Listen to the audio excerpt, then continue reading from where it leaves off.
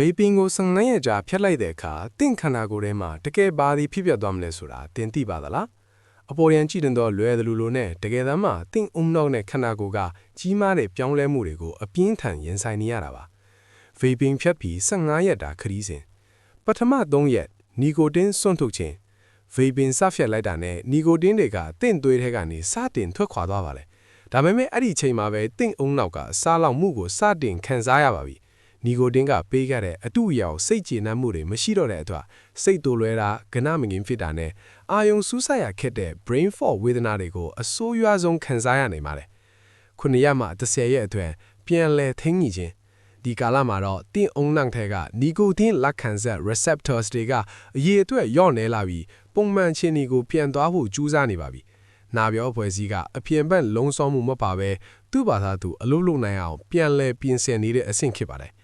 15ရက်မြောက်နေ့မျော်လင့်ချက်အလင်းရောင်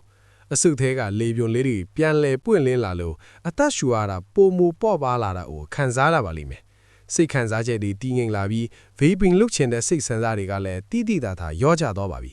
ဒါဟာအားနည်းချက်မဟုတ်ဘဲသင်ဇီဝကမခေတ်စဉ်ကကျမ်းမာရေးလမ်းကြောင်းပေါ်ပြန်ရောက်လာတာပါ